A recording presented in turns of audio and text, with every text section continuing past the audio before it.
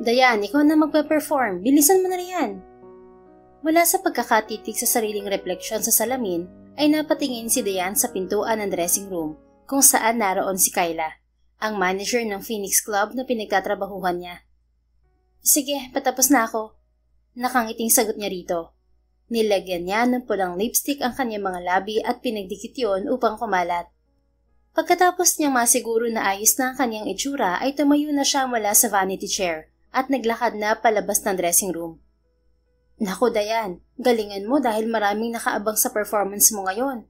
Yung mga gwapong socialites na suki rito, hinahanap-hanap ka. Ganun ka ka-in-demand, girl. Kinikilig na sambit ni Kyla habang kasabay niya itong maglakad. Nauunahan pa niya ito kahit nakasuot siya ng itim na ankle boots. Eh di dapat may dagdagang sweldo ko. Isang linggo pa lang ako dito sa Phoenix Club pero ang dami ko na palang naipasok na pera sa club mo. Sarkastikong tugon niya rito. Oo naman, ikaw pa ba? Biyaya ka sa Phoenix Club at bentang-benta yung beauty and body mo, no? Napangisi na lang si Dayan at niyakap ang sarili dahil sa nararamdamang lamig. Black na lacy bra lamang kasi ang kanyang suot na pinatungan ng itim na mesh long sleeve top kaya kitang-kita ang magandang hubog ng kanyang katawan. Ang kanyang suot pang ibaba naman ay isang itim din na hanging skirt. Nga pala, curious lang ako Dayan. May boyfriend ka ba? Kasi sa ganda at sexy mo na yan, imposibleng walang nagkakagusto sa'yo. Tanong ng manager sa kanya. Nagkaroon na ako ng boyfriend noon na 5 years kami pero iniwan niya ako. Basta mahabang kwento. Iniwan ka? Sa itsura mo yan? Wala naman sa itsura yun. Well, 25 years old ka pa lang naman at bata ka pa. I'm sure makakahanap ka pa ng ibang boylet. Palihim na lamang na napairap si Dayan sa mga pinagsasasabi nito. Nang makarating sila sa backstage ay kaagad siyang sumalang. Sinalubong siya ng malalakas na palakpakan ng mga manonood, lalo na ng mga kalalakihan na halatang mga nakainom na dahil panay ang pasweet ng mga to. Kasabay ng pagtugtog ng nakakaakit na musika, humawak si Dayan sa malamig na pool na nasa harap niya at nag-umpisang sumayaw at umikot doon.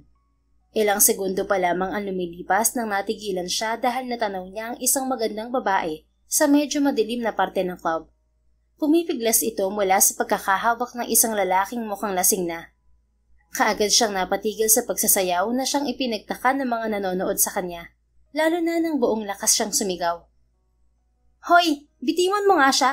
Ayaw nga niya, di ba? Mariing sigaw niya na nagpatigil sa tugtog. Napatingin kay Dayan ang babae, maging ang lalaking nakahawak dito. Baka sa mga mata ng babae ang takot kung kaya't dali-dali siyang bumaba ng stage at hinawi ang mga taong nakaharang upang tulungan ng babae. Bitiwan mo siya! Sigaw niya sa lalaki at itinulak to. Muntik pa itong masubsob sa sobrang kalasingan. Teka nga, sino ka ba?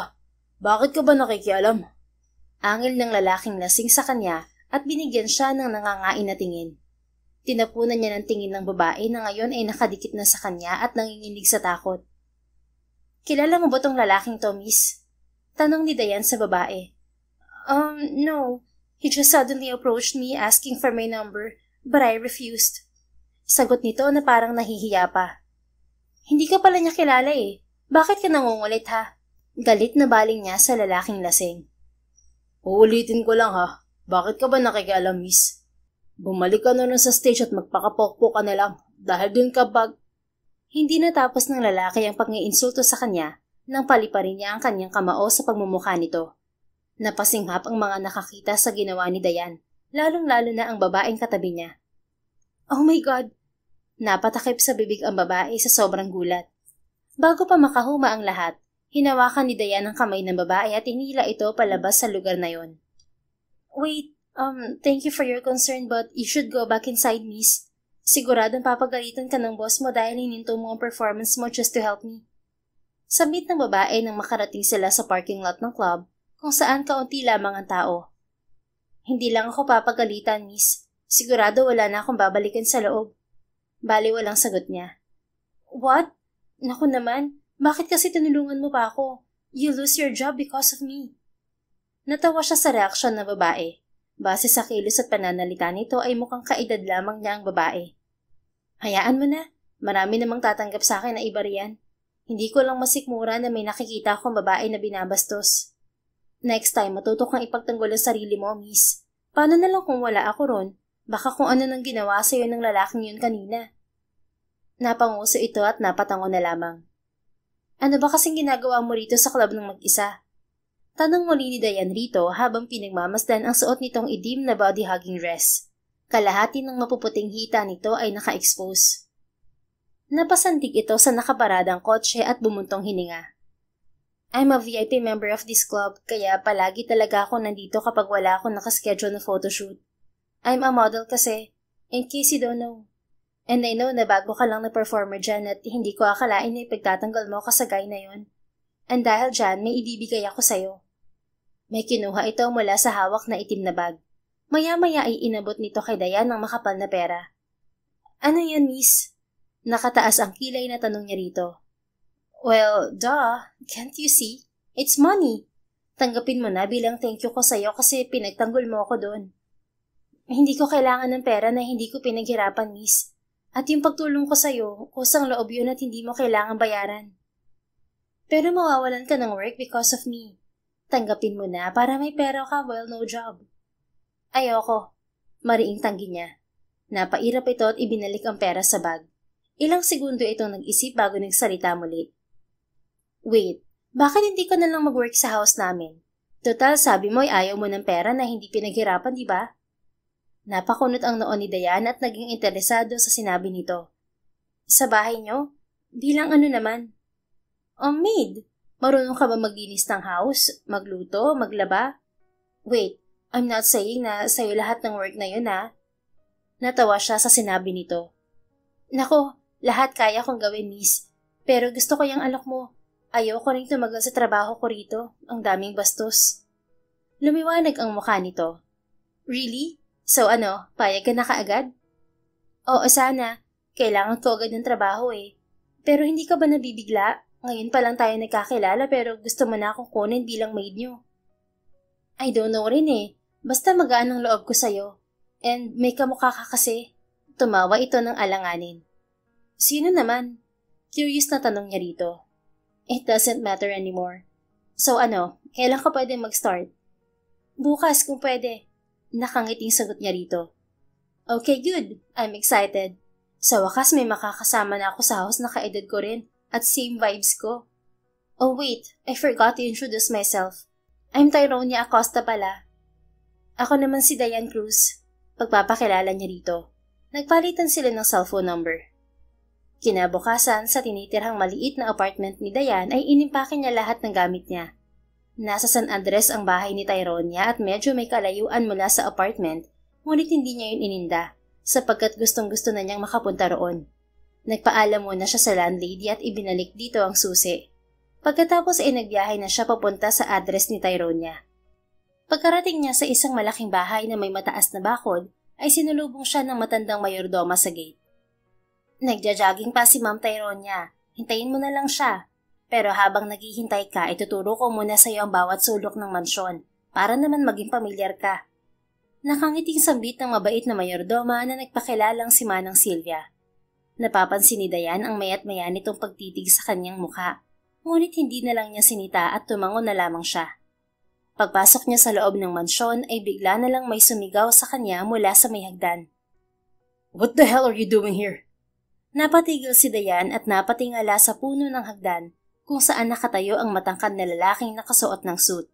Dire-diretso itong naglakad pababa habang magkasalubong ang mga kilay. Who gave you the right to show your face here, huh? Galit nitong sigaw nang makarating sa harap niya. Sorry pero hindi kita kilala. Bago lang ako Natigil siya sa pagsasalita nang hawakan nito ng maniin ng kanyang braso. Ang mga bagang nito ay nagkatagisan at maging ang mga mata nito ay nag-aapoy sa galit. Sinubukan itong awatin ng mayordoma ngunit hindi umubra. Sir, nasasaktan po ako. Ano bang ginawa ko? Takang tanong ni Dayan. Bakit ka pa bumalik pagkatapos ng lahat ng ginawa mo sa akin, Kaina? Sana nagtago ka na lang habang buhay. Hindi ako si Kaina. Ako po si Dayan. Ako pong bagong maid niyo. Liar. Don't ever fool me again. Totoo po ang sinasabi ko, kaya bitiwan niyo na ako. Natigil lamang ito sa ginagawa nang dumating ang pawis na si Tyronia na nakasuot pa ng kulay pink na leggings at sports bra. Kuya Tyler, what are you doing? Kaagad itong lumapit kay Dayan at humarang upang protektahan mula sa kapatid. Tyronia, do you even know what you're doing? Mariing tanong ng lalaki. I know. Well, let me ask you too, Kuya Tyler. Do you also know what you're doing? You're harassing Dayan. Dayan? Sarkastiko nitong ulit sa pangalan ng dalaga. What? Hindi mo ba nakikita na magkaiba sila ni Kaina? I thought you've already moved on pero ano to, kuya? 3 years have passed pero nakakita ka lang ng kamukha niya, nagwawala ka na agad dyan. How can I move on when she has the face of the damn woman? Pero hindi nga siya si Kaina. Really? Then show me her ID and any proof na magpapatunay na hindi siya si Kaina. I don't need to ask for her ID, kuya. Performer siya sa Phoenix Club kung saan VIP member ako. She even saved me sa lalaking gusto mambastos sa akin kagabi. Kagabi? So kagabi lang nangyari pero nagtiwala ka na kagad sa babaeng to? Tyronia naman, stop being naive. Hindi pwedeng basta-basta ka na lang nagtitiwala sa ibang tao. You know what, kuya? You're just stressed dahil sa nangyari kay Dad. You're the new CEO of our company. And I know how hard it is for you to shoulder the responsibility. Mahirap naman talaga. May beer and liquor company ang mga Acosta. Kaya kilala ang mga ito sa buong bansa at nabalitaan ni Dayan noon ang pagkakaluklok ni Tyler bilang bagong CEO ng Acosta Conglomerate dahil na-stroke ang ama ng mga to. Tyronia, this is not about me, okay? I'm warning you. Paalisin mo ang babaeng yan. No. Tyronia, tama na. Awat ni Dayan. Aalis na lang ako kung ayaw ng kuya mo sa akin.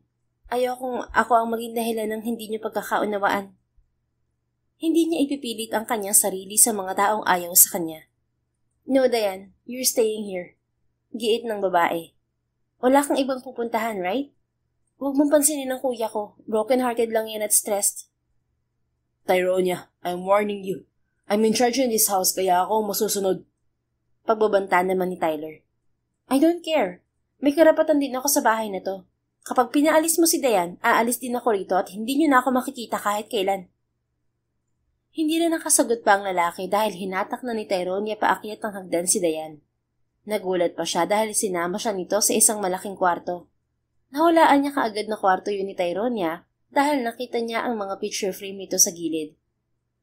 I'm sorry for my kuya's behavior, Dayan. Hindi kita nasabihan tungkol sa brother ko.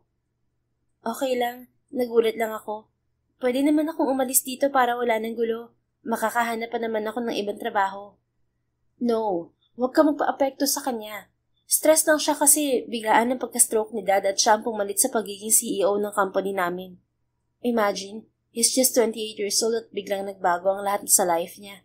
Napilitan siyang bitiwan ng work niya bilang isang professional dancer para harapin ang responsibilities niya sa company namin. Hindi mo siya tinutulungan? Hindi pa ako handa.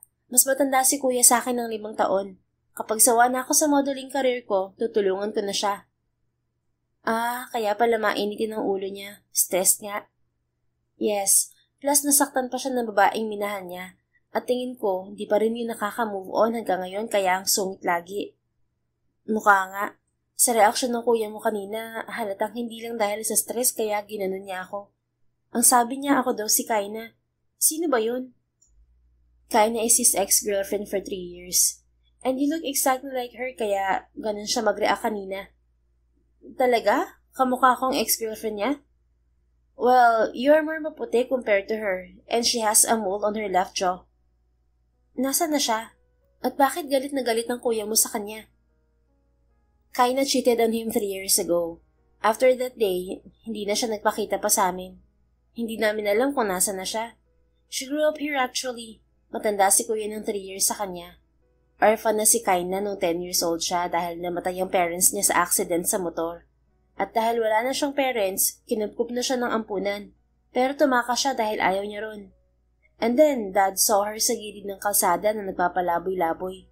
Kamamatay lang noon ni Mommy dahil sa heart disease. Kaya si Kaina nagpasaya kay Dad noon. Nang malaman ni Dad na wala nang magulang si Kaina, dito na niya pinatira si Kaina at magkasabay kaming lumaki. Tyler fell in love with her and the rest is history. Napatango na lamang si Dayan sa mga sinabi ni Tyronia at hindi na umimik pa. Nauunawaan na kasi niya kung saan nanggaling si Tyler. Medyo kawawa din pala si Kaina. Komento niya. Umupo sila sa sofa na naroon sa malaking silid ng babae. Actually, inakala ko rin na ikaw si Kaina nung una kitang makita sa Phoenix Club. Pero hindi ko na inisip yun kasi ang layo ng personality niya sa'yo. Kaina is mahinain and you have a strong personality naman. Sinapak mo pa nga yung Kaina nangungulit sa akin. Tumawa pa ito sa huling sinabi. May tanong lang ako, Tyronia. Yeah, what is it? Naniwala ka ba? Aha? Saan? Naniwala ka ba na niloko ni Kaina ang Kuya Tyler mo? Napakurap ito at napaawang ang bibig bago nag-iwas ng tingin sa kanya. Hindi mo kailangan sagutin. Sabi na lang niya nang makita na tila asiwa itong sumagot. Lalabas muna ako, Dayan. Kakausapin ko lang si Kuya Tyler about you. Stay here and wait for me. Mailap nitong sambit bago siya tinalikuran at lumabas na ng kwarto. Naiwan si Dayan roon sa kwarto na mag-isa. Ilang segundo ang lumipas at unti-unting kumuyom ang kanyang mga kamao kasabay ng pagtagis ng kanyang bagam. Tinapunan niya ng tingin ang isa sa mga nakahilerang picture frame sa gilid kung saan naroon ang picture ng batang si Tyronia na nakasakay ng bike. Katabi nito sa kaliwa si Tyler na nakaalalay sa bike at nasa kanan naman nito ang isang batang babae na napakalaki ng ngiti habang yakap sa leeg si Tyronia. Ang laki ng mga ngiti mo riyan, Kaina. Nakakalungkot lang na ang mga batang kasama mo riyan ay siyang tatalikod sa iyo sa panahon na kailangan mo sila. Masyado kang umasa na kaya kanilang panindigan at tanggapin na kapamilya hanggang wakas. Basag ang boses na sambit ni Dayan. Hindi niya namalayang tumulo na ang kanyang mga luha habang nakatitig sa picture frame na yon kung saan kasama niya si Tyronia at Tyler. Oo, siya nga si Kaina, ang dating kasintahan ni Tyler. Planado niya lahat, mula sa pagtatrabaho niya sa Phoenix Club kung saan palaging naroon si Tyronia, ang pakikipagsabuatan niya sa lalaking ng bastos dito, at higit sa lahat ay ang pagpasok niyang muli sa mansyon ng mga Acosta upang guluhin ang buhay ng mga to. Hindi ako masamang tao para gawin ko sa inyo mga ginawa niyo sa akin, pero nandito ako para paulit-ulit na ipaalala sa inyo na may isang tao kayong inagrabyado. Mababaliw kayo sa kakaisip kung ako ba talaga si Kaina at kung nasa na ba talaga siya. Humihikping bulong niya sa sarili. Bago siya nagplano sa kanyang pagbabalik sa buhay ng magkapatid, siniguro niya na magbabago ng kaunti ang kanyang itsura. Pinatanggal niya ang kanyang nunal sa kaliwang panga at sinadya niya rin na magpaputi lalo. Gumawa rin siya ng mga peking dokumento na bumuo sa peke niyang pagkatao at kahit sa internet ay inayos niya lahat upang hindi siya maikonekta sa totoo niyang pagkatao. Noong gumaling siya, wala siyang ginawa kundi magtrabaho para makaipon at paghandaan ng pagbabalik niya sa mga Acosta. Tapos siya ng kolehiyo kaya madali siyang nakahanap noon ng trabaho.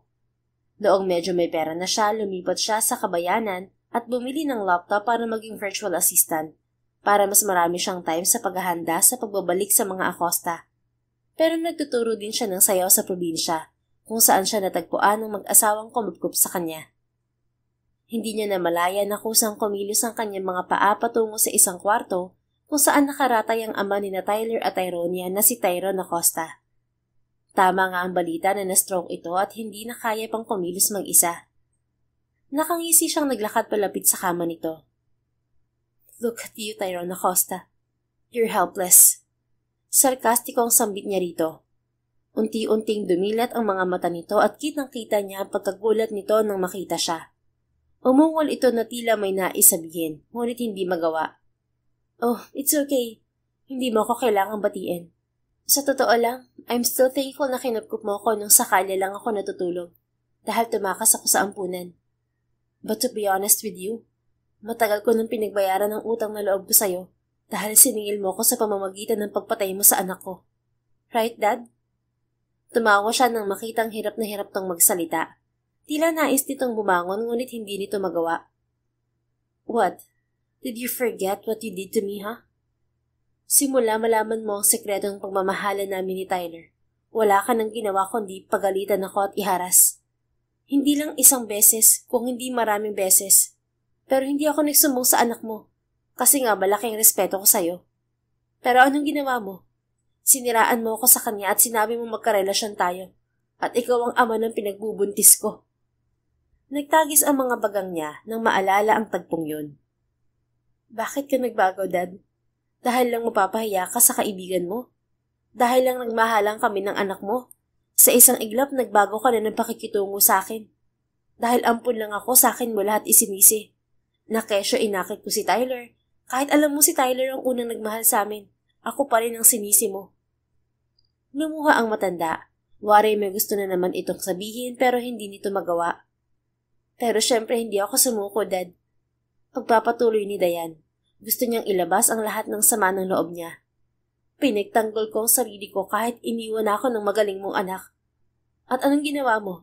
Sinaksak mo ko ng kutsilyo dahil ayaw mong maniwala na iniwan ako ni Tyler, di ba? Sobrang sama mo. Pwede mo naman akong saksakin kahit sa parte ng katawan ko. Pero bakit sa tiyan ko? Bakit pati anak ko na apo mo sa sinapupunan ko, dinamay mo? Napakahayop mo, alam mo ba yon? Akala ko anak ang turing mo sa akin. Pero dahil lang minahal ako ng anak mo, nag-iba na ang trato mo sa akin na hindi ko maintindihan kung bakit. Parang pinagkaisahan niyo na rin ako. Alam mo ba yon? Kaya ngayon, mga anak mo naman ang paglalaroan ko. Pinakatitigan ito ni Dayan ng matalim. Yung anak mong si Tyler Acosta na ilang beses pinaramdam sa akin na mahal niya ako. Pero sa isang iglap ay naniwala siya sa sinabi mong may relasyon tayo. Pagmamahal ba yon? Napatunayan ko tuloy na wala siyang kwenta. Hindi niya ako pinaniwalaan at tinalikuran niya ako.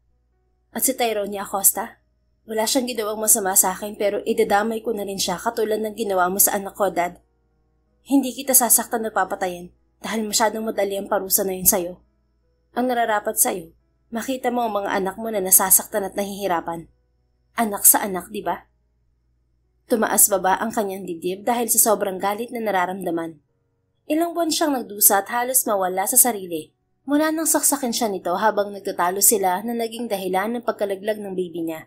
Buti na lang matyaga ang mga nakapulit sa kanya. Kahit salat ang mga yun sa pera, inalagaan pa rin siya at hinintay na gumaling ng tuluyan. Sa tuwing maaalala niya ang gabing yun ng paghihirap niya sa kamay ni Tyrone Acosta, parang sinasaksak pa rin nito ng paulit-ulit ang tiyan niya. Lagi niyang naaalala ang baby niyang nalaglag dahil sa kagagawa ng sarili nitong lolo. What are you doing here? Natuod si Dayan sa kanyang kinatatayuan nang marinig ang boses ni Tyler mula sa kanyang likod. Dahan-dahan siyang lumingon sa lalaki at nakita niya ang matatalim nitong tingin sa kanya. You're not allowed here. Get out! Malamig ang boses na sambit nito. Sorry, akala ko kasi ito yung CR. Palusot niya. What a lame excuse. Galing-galingan mo naman ng pagpapanggap mo, Kaina. Hindi ako si Kaina, sir. Bilang parte ng kanyang plano, kailangan niyang itanggi ng paulit-ulit na siya si Kaina upang mas lalo itong mabaliw sa kakaisip sa totoo niyang pagkatao. Dahil yun naman talagang gusto niyang mangyari. You can't fool me, woman. Never again. Matigas nitong sambit. Bahala ka kung anong gusto mong isipin. Alam mo, gusto ko rin namang umalis dito pero ayaw lang ng kapatid mo. At mukhang wala ka namang magagawa dahil natatakot ka na umalis ang kapatid mo. Hindi ba? Kaya kung ako sa'yo, tiisin mo na lang na makita ang pagmumukha ko rito araw-araw. That's not gonna happen. I will do everything para mapaalis ka dito. Sige po, aalis naman ako kung ang kapatid mo mismo magpapaalis sa akin. Pangiinis niya rito na tila umepekto dahil kitang-kita niya ang paggalaw ng matutulis nitong panga. Kung ano man ang masamang balak mo sa pamilya ko, hindi ka magtatagumpay. Pumeke siya ng tawa upang inisin to lalo. Bakit po ba ang paranoid mo na may gagawin akong masama sa pamilya mo? Bakit? Ano po bang ginawa mo kay Kaina para magkaroon siya ng dahilan para gantihan kayo? Wala akong ginawa sa'yo. Minahal kita pero niloko mo ko at nakipagrelasyon ka kay Dad. Talaga? Ang saklap naman po pala nang nangyari, kaya pala galit na galit ka kahit sa kamukha niya. Imagine pinagsabay po pala kayo ng tatay mo. Pero sigurado ka po ba? Sabi mo po kasi minahal mo yung Kaina, pero hindi mo pinaniwalaan, sir. Nasaan po ang pagmamahal na sinasabi mo? Pasensya na po, medyo napapaisip lang po ako. Hindi ito nakasagot, bagkus ay mas lalong nagtiim ang bagang nito at kumuyo ang mga kamao. Hindi ko po kilala si Kaina, sir, pero naaawa ako sa kanya. Nagkaroon kasi siya ng boyfriend na hindi siya kayang panindigan, ipaglaban at ipagtanggol. Sabi nga po ng isang kasabihan, kapag mahal mo, ipaglaban mo. Kalmado lang si Dayan. Gusto niyang mas inisin ito at makipag-usap dito na tila inosente sa lahat, pero may patama. Alam niyang mamaya pag alis niya, magti-trigger sa lalaki lahat ng sinasabi niya. Hindi na siya nagulat nang hawakan siya ni Tyler ng mariin sa braso. Katulad kanina ay nag-aapoy ang mga mata nito sa galit. You don't know anything, woman. Maaaring wala nga po akong alam dahil hindi naman ako si Kaina, sir. At kung magiging ako siya, hindi ako mahuhulig sa lalaking hindi po ako kayang ipaglaban. Sige na po, aalis na ako. Sabi nga po pala ni Tyronia, huwag ko raw po kayong intindihin. Mananatili raw po ako rito hanggat gusto niya. Pasensya na po, siya po kasi ang boss ko kaya siya ang susundin ko. Bago pa ito makasagot ay nilampasan na niya ito at naglakad na siya palabas ng kwartong yon. Nanginginig ang kanyang buong katawan sa galit at gustong-gusto niya nang sabihin sa lalaki ang totoo. Ngunit hindi pa ito ang tamang oras. Nang makalabas ay sinalubong siya ni Tyronia na ngayon ay nakabihis na ng pambahay. Oh my God! What did he do to you, Dayan? Inaway ka na naman ba ni Kuya? Nag-aalalang tanong nito at tiningnan pa siya mula ulo hanggang paa. Wala, nag-usap lang kami. Naghahanap kasi ako ng CR kanina. Yung kwarto ng daddy niyo ang nabuksan ko. Nagalit si Sir Tyler nang madanan ako ron. Pero okay lang ako, Ma'am Tyronia. Nga pala, pwede ko bang malaman kung saan yung maid's quarter para naman alam ko kung saan ko ilalagay ang maleta ko? No, you're staying sa room ko para may kasama ako. Malaki naman ang room ko. Pwede rin akong magpalagay ng extra bed ron kung ayaw mo akong katabi sa kama. Nalaki ang kanyang mga mata sa sinabi nito. Sa room mo? Hindi ba nakakahiya? Ano ka ba? It's okay. Sanay ako may kasamang matulog sa kwarto. Noong nandito pa si Kaina, palagi kaming magkasamang matulog sa iisang room. Sobrang close pala kayo, no? Malungkot itong ngumiti na tila may naalala. Yeah. We treat each other like sisters, kahit hindi kami magkadugo. Gustong mapaismid ni Dayan nang marinig ang sinabi nito. Naalala niya kasi na hindi man lang siya nito hinanap noong mawala siya. Ngumiti na lamang siya dito kahit pa bumabango na naman ang galit sa kanyang dibdib. Sinunod niya ang gusto nito na sa kwarto nito siya matulog. Umalis si Tyler upang pumunta sa kumpanya nito, habang si Tyronia naman ay umalis din dahil may photoshoot daw to. Noong maayos ni Dayan ang mga gamit niya ay nagpaturo na siya kay Manang Sylvia ng mga gagawin sa mansyon. Nakatoka siya ngayon sa pagdidilig ng mga halaman sa garden at paglilinis ng pool. Inuna niya ang paglilinis ng swimming pool at pagdating ng hapon ay mga halaman naman ang diniligan niya. Tuwang-tuwa siya dahil mahilig siya sa mga bulaklak, kahit pa noong bata siya. Noong nakatira siya sa mga Acosta, hilig niyang mag-garden. Ang gaganda niyo pa rin. Buti naman hindi kayo napabayaan sa dilig. Natutuwa at mahinang sambit niya habang hawak ang hose ng tubig. Baka sumagot yan. Nangaasar na sambit ni Manang Sylvia. Tila hindi naman ito naunawaan ng sinabi niya. Tumawa siya sa sinabi nito. Pasensya na po kayo. Mahilig lang po talaga akong kumausap ng mga halaman. May kilala akong kapareho mo ng ugali. Kamukhang kamukha mo rin siya. Si Kaina po ba? Bumuntong hininga ang matanda at hindi na sumagot. Bigla siya nitong tinalikuran at iniwan siya roon ng mag-isa. Napangiti siya ng kaunti dahil noon pa man ay close siya kay Manang Sylvia at sadyang mabait ito sa kanya. Napatigil siya sa pag-iisip nang tumunog ng malakas ang speaker na nagmumula sa taas. Umere ang sikat na kanta ni Ellie Goulding na Love Me Like You Do. Intro pa lang ng kanta ay tila nais na ng kanyang katawan na sumayaw at sabayan ng kantang yon. Hindi niya makakalimutan na yun ang sinayaw niya sa interpretative dance performance niya noon sa school festival kasama si Tyler. Si Tyler ang partner niya noon dahil pareho nilang passion ng pagsasayaw at doon nahulog ang loob nila sa isa't isa. Remember something? Biglang huminto ang tugtog at may nagsalita sa balcony na nasa taas niya mismo. Tumingala siya at nakita si Tyler na nakangisi at nakasandal ang katawan sa railing ng balcony habang titig na titig sa kanya. Nakasuot na lang ito ng puting long sleeve polo at necktie. Mukhang kararating lamang nito. At talagang gusto siyang pigain agad para mapalabas ang tinatago niyang lihim. Ang alam niya ay nasa trabaho ito at hindi niya inasahan na maaga itong makakauwi. Kanina ka pa ba riyan, sir? Kinailangan kong umuwi ng maaga kasi alam ko nandito ka. Baka kung anong gawin mo kay Dad. Hindi mo talaga ako titigilan, Sir Tyler. At nagpatugtog ka pa talaga, ha? Sobrang lakas. Nakakabulahaw kaya napatingin ako. Bakit ba? Ano meron sa kantang yun? Nabura ang nangaasar nitong ngisi at sumeryoso ang muka. Hindi ka na makasagot, sir. Siguro namimiss mo siya kapag naririnig mo yung kantang yun. Team song niyo po ba yun? Shut up. Oy, napipikon siya. Siguro team song niyo nga po yun, no? Natatawang pangaasar niya rito. I had you investigated, woman. Mukhang nilinis mo lahat ng mga impormasyon na makakapag-connecta sa'yo sa totoo mong pagkatao. Pero hindi kita titigilan. Tandaan mo yan. Huwag mo naman po masyadong ipahalata na obsessed kayo sa akin. Sige ka, baka mamaya isipin ko na may gusto ka sa akin, sir. Kakapasok ko pa lang dito, type mo na agad ako. Umismid ito at bigla na lang umalis sa balcony. Napaismid na lang din si Dayan dahil natalo niya ang lalaki. At kitang-kita pa rin na apektado ito. Nakwento niya kay Tyrone niya ang nangyari nang dumating ito galing sa photoshoot. Nasa loob sila ng kwarto at nagkakwentuhan.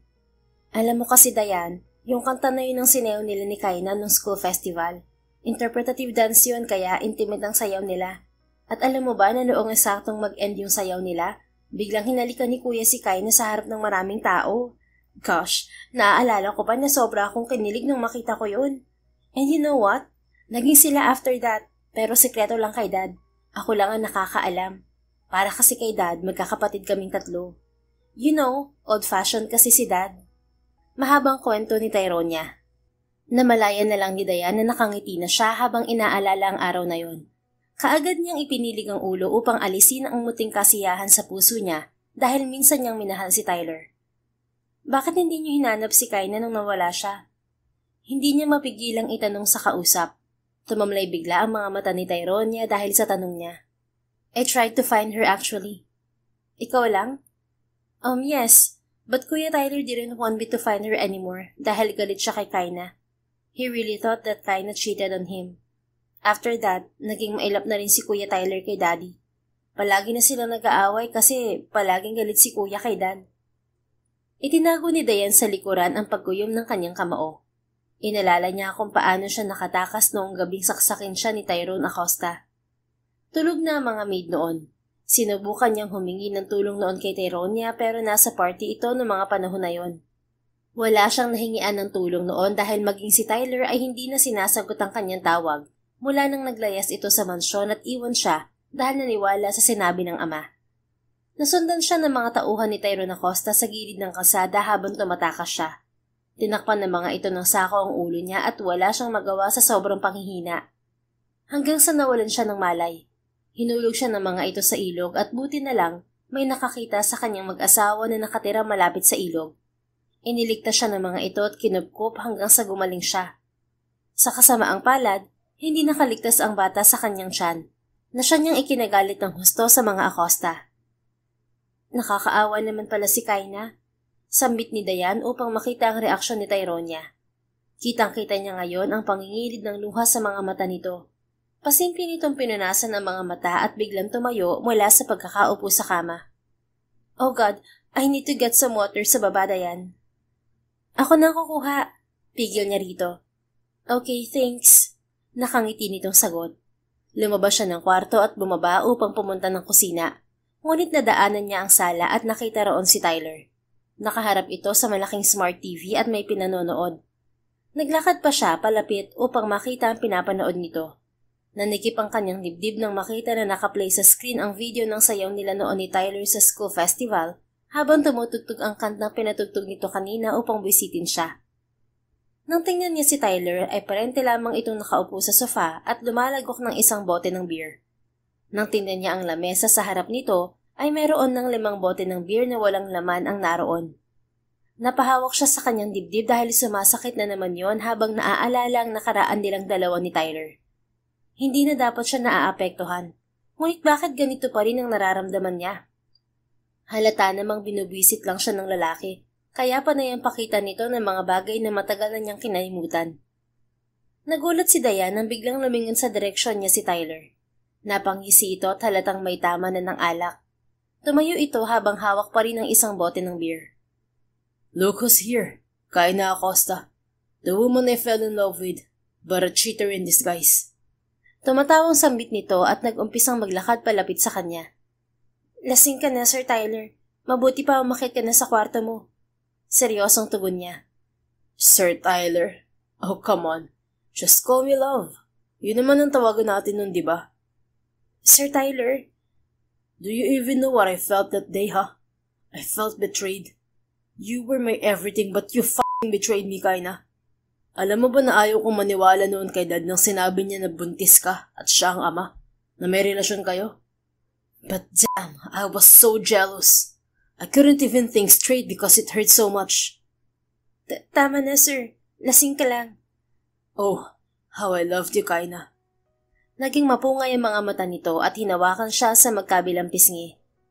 Sir Tyler, tumigil ka na, please. You hurt me so much that I wanted to kill myself that day, Kaina. Pero bakit nasasaktan pa rin ako hanggang ngayon? Bakit mahal pa rin kita? Sabihin mo nga sa akin. How could I unlove you? I'm so tired. I've been doing all the things that could distract me. Pero dumating ka na naman. Ginulo mo na naman ang buhay ko after how long? 2? No, 3 years. Why did you have to come back? Can't you see that I'm dying inside, huh? Nagulat si Dayan nang isinanding nito ang sariling noo sa kanyang balikat at doon humagulgol. Napatulala na lamang siya dahil maging siya ay naapektuhan. Ang buong akala niya ay wala na itong pakialam sa kanya at hindi na ito apektado. Ngunit nagkamali siya. Tara na, ihahatid na kita sa kwarto mo, sir. Sambit niya bago inilagay ang braso nito sa balikat niya. Inalalayan niya ito sa bewang habang paakyat sila ng hagdan. Hanggang sa makarating sila sa loob ng kwarto nito. Marahan niya itong inihaga sa kama, ngunit nagulat siya nang hawakan siya nito sa bewang at kinabig. Nawalan siya ng kontrol at bumagsak sa matipuno nitong dibdib. Stay here. Nakapikit ang mga matang sambit nito. Pero kailangan ko nang umalis. May iniuutos si Ma'am Tyronia. Baka rin kung anong isipin nila pag nakita ako rito. I don't care. Just stay here. Kaina. Ipinulupot nito ang braso sa kanya at wala siyang nagawa. Tila inantok siya sa init na dala ng mga bisig ni Tyler. Napapikit siya ng mariin upang hindi bumalik ang mga alaala nilang dalawa noon. Ngunit kahit anong gawin niya, hindi niya maiwasang hindi maghinayang sa pagmamahalan nila na nasira dahil sa kawalan nito ng tiwala sa kanya. Kung naniwala ka sana sa akin noon, sana masaya tayo ngayon kasamang anak natin. Naluluhang bulong niya sa isip. Batid niyang nakatulog na si Tyler dahil lumuwag na ang pagkakayakap nito sa kanya. Sa kabila na yun ay hindi siya umalis mula sa pagkakapatong sa lalaki. Pumatak ang mga luha niya at hinayaang damhin ang init na dala ng katawan nito. Kahit ngayong gabi lang, Kaina, hayaan mong maging tanga ka. Bulong muli niya sa kanyang sarili. Hindi niya namalaya na nakatulog na pala siya at nagising na lamang siya na maliwanag na sa labas. Kaagad siyang bumangon sa malambot na kama at napatingin sa wall clock na nasa gilid. 8:00 na pala ng umaga. Kaagad niyang inalis ang kumot na nakatakip sa kanya at bumaba ng kama. Pagbukas niya ng pinto ay bumungad sa kanya si Tyronia na nakahalukip-kip at naniningkit ang mga mata sa kanya. I was wondering kung bakit hindi ka na bumalik nung inutusan kitang ikuha ako ng water. Makahulugan itong sambit. Ha? Kasi nakita ko si Sir Tyler sa baba at lasing. Tapos hinatid ko siya sa Oops! Hindi mo kailangan mag-explain. You don't have to elaborate on the things you did with my stubborn brother. Let's go sa baba and let's eat na muna. Tinalikuran na siya nito at nauna ng maglakad. Napanganga na lamang siya at sumunod dito. Hindi niya akalain na makakatulog siya sa kwarto ni Tyler. Hindi dapat nangyari yon. Pagdating niya sa dining room ay nagulat siya nang makita niya si Tyler doon. Nakasuot ito ng puting sleeveless top na pinatungan ng itim na apron. Kitang-kita ang maskulado nitong pangangatawan kaya napaiwas siya ng tingin. Inilapag nito sa gitna ng mesa ang isang mangkok na may laman na buttered shrimp. Nakakatakam ang itsura niyon at umuusok pa. Bigla tuloy siyang nagutom. Dayan, come, let's eat. Alok ni Tyronia na ngayon ay nakaupo na. Tumingin naman sa direksyon niya si Tyler at nagulat siya nang umiti ito sa kanya. Sit here, tikman mo ang luto ko. Hindi niya alam kung anong mararamdaman niya ngayon. Ganito silang tatlo dati, para bang binabalik ng magkapatid ang noon. Umupo na lang siya sa tabi ni Tyronia. Wala bang pasok si Sir Tyler? Saka anong nakain niya? Bakit yata hindi siya galit sa akin ngayon? Pabulong niyang tanong kay Tyronia. Wala, he took a day off. Hindi ko alam kung bakit. Baka maganda lang ang gising niya kaya mabait siya ngayon sa'yo. Ano pinagbubulungan niyo? Kumain na kayo. Singit ni Tyler at umupo na rin sa tabi pa mismo ni Dayan. Alam mo, Kuya Tyler, hindi talaga ako dapat kumakain ngayon kasi diet ako eh. Pero I wanna try your buttered shrimp. Ang bango kasi and it looks so yummy. Samit ni Tyronia at nag-umpisa ng kumain. Just it. At ikaw, Dayan, kumain ka na din. Marami ka pang trabaho mamaya. Baling sa kanya ni Tyler. Naninibago siya dahil sa kinikilos nito, ngunit dahil gutom na siya ay tiningnan niya ulit ang ulam. Natigilan siya nang maalala na allergic nga pala siya sa seafood. Napatingin siya kay Tyler at nahuli niyang nakatingin to sa kanya. Gumuhit ang nakakaloko nitong ngisi sa mga labi nang makita ang reaksyon niya. What? Ayaw mo bang kumain, Dayan? Sayang naman ang niluto ko. Minsan lang ako magluto nito. Noon kasi allergic sa seafood si Kaina. Try it, masarap yan. Hindi ko naman siguro allergic sa seafood, di ba? Hindi naman kayo same person, sabi mo nga. Pag-aalok pa nito. Kumuyom ang mga kamao ni Dayan nang mapagtanto na sinusubukan na naman siya nito. Batid nito na allergic siya sa seafoods kahit noon pa man. Tila nais nitong mahuli siya. At syempre, hindi siya magpapatalo. Syempre sir, kakain ako niyan. Paborito ko po talaga ang seafood. Hindi nyo na itatanong, laki ako sa tabing dagat. Kaya halos araw-araw may seafood na luto si nanay. Mangingisda kasi si tatay. Paghahabi niya ng kwento. Syempre, ang totoo ay sa tabing ilog nakatira ang mag-asawang kumapop sa kanya, hindi sa tabing dagat. Ganoon ba? Mabuti naman. Sige na, kain na. Pinaglagay pa siya ni Tyler ng pagkain sa plato. Ngumiti siya sa lalaki at nag-umpisa ng kumain. Ilang minuto pa lang ang lumilipas at nararamdaman na niya ang pangangati ng kanyang leeg at ang paninikip ng kanyang dibdib. Uminom siya ng tubig at kaagad na tumayo. Magbabanyo lang ako. Biglang sumakit ang tiyan ko. Paalam niya sa dalawa. Are you okay, Dayan? Takang tanong ni Tyronia. Tumango siya bilang sagot at kaagad na umalis upang pumunta ng banyo. Doon siya umubo ng umubo dahil sa pangangati ng kanyang lalamunan. Tiningnan niya ang sarili sa malaking salamin at nakitang nag-uumpisa ng mamula ang kanyang leeg. Pwisit ka talaga, Tyler. Inis na bulong niya habang nakadukdok sa lababo. Nagulat siya nang biglang bumukas ang pinto at pumasok si Tyler. You can't hide it, Dayan. Or should I say, Kaina? Sarkastiko nitong sambit habang nakatingin sa namumula niyang leeg. Kailan mo ba ako titigilan, ha? Sabi hindi ako si Kaina. Ano nilagay mo sa pagkain ko? Balak mo ba akong lasunin? Sira ulo ka. Maang-maangan niya. Gusto pa rin niyang makalusot. Really? Hindi yan ang nakikita ko ngayon. Look at yourself. Allergic din si Kaina sa seafoods. Bakit? Si Kaina lang ba ang pwedeng magkaroon ng allergy sa seafoods? At saka ang sabihin mo, may nilagay ka sa pagkain ko na kung ano. Hindi ako allergic sa seafood. Malamang may hinalo ka ron. Stop acting. Bistado ka na nga, diba? Aminin mo na kasing allergic ka sa seafood. Hindi nga sabi. Baka may hinalo ka ng ingredients na hindi pwede sa akin. Huwag mo nga akong paglaruan, Dayan. Tell me, bakit kailangan mong itago sa akin na allergic ka sa seafood? Sukon na si Dayan kaya wala na siyang lusot. Malapit na siyang mabuking ng lalaki kahit isang araw pa lamang siyang nananatili rito. Fine, oo na. Dahil alam kong paranoid ka at ipipilit mo na naman na ako si Kaina. You don't even know na allergic si Kaina sa seafoods. Ano? Sinabi sa'yo ni Tyronia? I don't think so. Ano bang gusto mo? Frustrated na tanong niya rito. I want you to reveal your true self. Tigilan mo ang pagpapanggap mo. At kung totoo nga ako si Kaina, ano gagawin mo, ha? Natahimik ito at napati imbagang. Tumawa siya ng sarkastiko nang makita ang reaksyon nito. See? Hindi mo alam ang isasagot mo. Kasi kahit hindi mo aminin sa sarili mo, affected ka sa presensya ko dahil nakikita mo sa akin ang Kaina na yon. Hindi ka naman talaga natatakot na bumalik si Kaina para guluhin kayo. Mas natatakot ka na sa pagbabalik niya, bumalik yung pagmamahal mo para sa kanya. Kaya ka nga nagpakalasing kagabi at iniyakan mo si Kaina. Kasi mahal mo pa rin siya. Tama ba ako, sir? Pinukol siya nito nang nagbabantang tingin. Shut up! Bakit? Hindi ba totoo?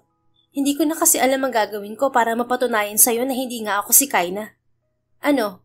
Gusto mo bang halikan kita para malaman mo kung anong difference naming dalawa at nang sa ganun ay manahimik ka na at tigilan mo na ako? Fine. Give me the fucking kiss. Marahas nitong sambit na nagpatigil sa dalaga. Ano? Kiss me and prove me wrong, Dayan. Napalunok siya at napaatras nang humakbang ito palapit sa kanya. What? You can't do it, can you? Paghahamon pa nito. Gusto mo lang mahalikan eh. Manyakis ka. A kiss from you? No, I just want to feel something. to stop this nonsense. Napakorap siya ng ilang beses. Sobrang lakas ng kabog ng kanyang dibdib nang dumako ang mga mata ni Tyler sa kanyang mga labi. Hindi dapat siya nagkakaganito. Hindi ito parte ng plano. Mukhang siya pa ang mabibiktima ng sarili niyang laro. O sige, pero smack lang. Hindi ako nagpapahalik sa lalaking hindi ko boyfriend. Smack my ass. I like it torrid. Ano? Sira ulo ka ba? Hindi na niya natuloy ang kanyang sasabihin nang kabigin nito ang kanyang bewang at yumuko upang halikan siya sa labi. Nanlaki ang kanyang mga mata nang siilin nito nang mariin ng kanyang pangibabang labi. Nagulat man, ngunit kusang gumalaw ang mga labi ni Dayan at hinalikan to pabalik. Ngunit hindi pa man nagtatagal ay lumayo na sa kanya ang lalaki at tinitigan siya sa mga mata habang nakaangat ang sulok ng labi nito. I didn't feel anything. Fine, titigilan na kita. Mabuti naman. Tumabi ka nga riyan, manyak. Tinabig niya ito at naglakad na palabas ng banyo habang walang tigil sa pagkabog ng malakas ang kanyang dibdib. Dumiretso na siya sa kwarto ni Tyronia. Naligo siya at nagbihis ng kanyang maid uniform. Hindi pa rin matigil ang pangangati ng kanyang lalamunan at nahihirapan pa rin siyang huminga. Ngunit nag-umpisa na siyang magtrabaho para libangin ang sarili at makalimutan ng halik ni Tyler. Ilang beses niyang kinastigo ang sarili at paulit-ulit na ipinaaalala na wala lang ang halik na yon. Sira ulong lalaki yun. Makakaganti rin ako sa'yo. Gigil niyang sabi sa isip. Sinisi niya ang sarili kung bakit hindi niya naalala na pwedeng gamitin ni Tyler ang allergy niya sa seafood para bisitin siya. Hindi pa naman siya nakapagdala ng gamot. Kailangan niyang makalabas ng mansyon para bumili ng gamot niya sa allergy at baka sa susunod ay subukin na naman siya ni Tyler. Nakatoka siya ngayon sa paglilinis ng mga kwarto. Tamang-tama dahil nasa swimming pool ang magkapatid at nagkakasiyahan, kaya malaya niyang nilinis ang kwarto ni Tyronia at sunod ay ang kay Tyler naman. Anong gagawin ko rito sa kwarto ng lalaking yun? Napakalinis naman at walang bahid ng dumi. Naaasar na bulong niya sa kanyang sarili habang hawak ang vacuum cleaner at pinagmamasdan ng kwarto ng lalaki. Nakalimutan niya na malinis nga pala sa kwarto ang dating kasintahan. At siya pang nagturo niyon sa lalaki. Hey, get out of my room. Narinig niya ang boses ni Tyler sa kanyang likod na kakapasok lamang sa kwarto. Napapikit siya sa inis at hinarap ang lalaki. Natigilan pa siya dahil wala itong suot na damit habang pinupunasan ang sariling buhok ng tuwalya.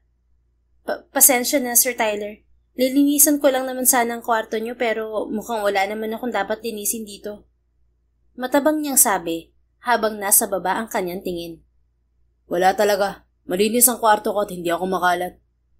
Oo nga sobrang linis. Parang yung may-ari, mahilig magmalinis. Pagpaparinig niya. Are you saying something? Wala, aalis na po ako, sir. Nakayuko niya itong nilampasan, ngunit nagulat siya nang hawakan siya nito sa braso. Nangangati ka pa rin ba? Tanong nito habang nakatingin sa namumula niyang leeg. Pilit siyang yumuko upang hindi nito makita ang pamamaga at pamumula ng kanyang muka. Stupid woman. Alam mong allergic ka sa seafood pero kinain mo pa rin yung luto ko. Banas nitong sambit na ikinainis niya. Tiningala niya ito at binigyan ng matalim na tingin. Excuse me lang po ha. Ikaw ang nagpumilit sa akin na kainin ang luto mo. Tapos aarte ka ngayon na concerned ka sa akin? Napabuga ito ng hangin at bigla siyang nilampasan at dumiretso sa drawer nito sa gilid. Maya-maya ay inabot nito sa kanya ang isang bandig na mga tableta. Inumin mo yan para sa allergy mo. Kumunot ang noo niya. Naalala niya na iyon ang palaging pinapainom sa kanya ni Tyler noon tuwing inaatake siya ng allergy. Bakit ka may ganyan? Allergy ka rin ba sa seafood, sir? Tanong niya rito. It's a habit. Nasanay ako na bumili ng ganyan kahit wala akong allergy. Huwag ka na magtanong. Wala nang gagamit niyan ngayon kaya sayo na lang yan. Alis na. Napalunok siya sa sinabi nito at kinuha na lamang ang gamot. Salamat tito. Lalabas na ho ako. Sabi niya saka lumabas na. Batid niya na siya ang tinutukoy ni Tyler. Ngunit nagtaka siya dahil hindi na nito binanggit pa ang totoo niyang pangalan. Mukhang totoo nga talaga ang sinabi nito kanina na titigilan na siya nito sa pangungulit nito na siya si Kaina. Hindi niya alam kung matutuwa siya o hindi. Naguguluhan siya sa nararamdaman niya. Nagtataka rin siya kung ano kaya ang naramdaman ni Tyler sa halik niya para patunayan na hindi nga siya si Kaina. Pero sa bagay, hindi ba nga niya ang paraan ng halik dito kanina para hindi siya mahalata? Napahawak siya sa labi. Tila ba dama pa rin niya ang init ng labi ng lalaki roon. Pero pinilit niyang iwaksi ang isip. Ayaw niyang madistract. Sa mga sumunod na araw at linggo ay tumahimik ang buhay ni Diane dahil hindi na nga siya ginulupan ni Tyler. Tuwing nagkikita sila ay hindi na siya nito pinapansin. Hindi yun ang gusto niyang mangyari, sapagkat kaya nga siya bumalik sa mansyon ay upang guluhin ang utak nito sa kanyang pagbabalik. Kaya naman mas itinuon niya muna ang pansin sa pagmamasid sa ama ni Tyler na si Tyrone Acosta habang inaalagaan to ng private nurse nito. Gustong-gusto niya kasing nakikita itong nahihirapan at natutuwa siya na araw-araw na lumalala ang kalagayan nito. Isang araw, may dumating na mag-asawang bisita si Tyler. Ang dinig niya ay naging kaibigan ni Tyler ang mag-asawa sa isang business trip sa Singapore. Siya ang nag-serve ng kape sa mga bisita at tahalata niya kaagad ang kakaibang tingin sa kanya ng lalaking bisita ni Tyler habang ibinababa sa harap nito ang isang tasa ng kape. Wala ang asawa nito at nasa banyo. Wow, you have a beautiful maid, Tyler. Komento nito habang hindi maalis-alis ang tingin sa kanya. Tumalikod na siya at narinig niya ang sagot ni Tyler. Leave her alone, Jack. Sabi ng binata. Why? Nagagandahan lang ako sa maid mo. She looks like your type, right? She has a nice pair of legs. She softly meets. Nasa banyo lang si Felicity. Don't even think about it. Kahit nakatalikod si Diane ay dama niya sa boses ni Tyler ang pagtitimpi sa kausap nito. Nakasalubong niya ang babaeng bisita na nanggaling sa banyo. Blonde ang buhok nito at pakurba ang katawan sa suot na pulang body-hugging dress. Nagulat pa siya nang tingnan siya nito ng masama. Hey, can you pull down the skirt you're wearing? Masyadong maikli. Parang sinasadya mong iklian para pag nasahan ka ng mga lalaki dito, lalo na ng asawa ko. Pagsusungit ng babae. Ngumisi si Diane rito at hinanda ang sarili sa pagsagot. Naku, Ma'am Felicity, ganito na po talaga ang uniform ko rito sa mansyon. Bakit hindi na lang po yung asawa mo ang pagsabihan mo? O kaya naman itali mo sa palda mo para naman hindi naglilikot ang mga mata sa ibang-ibang palda ng babae. Nanlaki ang mga mata nito at sasagot sana, pero nilampasan niya na ito. Wala siyang oras na makipagtalo sa mga babaeng insecure. Babalik na sana siya sa garden upang maglinis nang marinig niya na sumisigaw si Felicity sa loob ng living room. Kaagad siyang pumasok at nagulat siya nang itinuro siya nito bigla. My necklace is missing. Sigurado ako na ang maid niyo na to ang kumuha. Naiwan ko yun sa CR kanina at siya yung nakita kong pumasok doon. Wala nang iba. Napahawak si Diane sa kanyang dibdib nang maramdaman niya ang pagkirot niyon. Pamilyar sa kanya ang nangyayaring to. Tila bumalik siya sa nakaraan kung saan todo paliwanag siya kay Tyler na hindi totoong magkarelasyon sila ng ama nito, ngunit hindi siya nito pinaniwalaan. Alam na alam niya ang pakiramdam ng pagbintangan sa kasalanang hindi niya naman ginawa. Teka, hindi naman ako pumasok sa CR na pinanggalingan mo ah. Sa garden ako dumiretso pagkatapos ko mag-serve ng kape. Paliwanag agad ni Diane. Han, relax. Baka na-misplace mo lang. Pagpapakalma ng asawa nito sa babae. No, I'm sure na ninakaw niya ang necklace ko, Han. Do something about this. I can't lose that necklace. Bigay mo sa akin yun. Hindi, wala akong ninakaw. Sir Tyler, maniwala ka. Wala akong ninakaw. Nakita niyo naman na dumiretso ako sa garden. Depensa ni Diane sa sarili. Felicity. Malamig ang boses na tawag ni Tyler sa babae. Kanina pa ito nakahalokip-kip at pinapanood lamang ang pagwawala ng babaeng bisita. What? You're aware that this place is surrounded by security cameras, aren't you? Liars don't have a place in my house. Sinasabi mo bang nagsisinungaling ako at kakampihan mo yung maid mo, Tyler? I'm not taking sides. But if ever I found out that you're just trying to embarrass my maid, I won't just watch here and do nothing. Tyler, I'm sorry, Jack, but you have to get out of my house. Thank you for visiting me. I'm so disappointed with you, Tyler. Anang lalaki. I told you, Diane is off limits. She's mine. Tumalikod na si Tyler at hinatak na ang kamay ni Diane. Dinala siya nito sa garden, ngunit kaagad niyang iwinakli ang kanyang mga kamay mula sa pagkakahawak nito. What? I defended you. Takang tanong nito nang makita ang masamang tingin na ipinukol niya rito. Maya-maya ay napaiyak na lamang siya at tinakpan ang mukha gamit ang mga kamay. Naramdaman niya ang paghaplos nito sa kanyang likod. It's okay. I believe you when you say you didn't do it. Kaya mo naman pala. Basag ang boses na sambit niya matapos alisin ang mga kamay na nakatakip sa kanyang muka. What? Tumingin si Diane sa mga mata nito at kasabay niyon ang sunod-sunod na pagpatak ng kanyang mga luha. Kaya mo naman palang maniwala sa akin kapag sinabi kong hindi ko ginawa. Pero bakit hindi mo nagawang maniwala sa akin noon? Bakit mo ako tinalikuran at iniwan? Bakit hindi ka nagtiwala sa akin?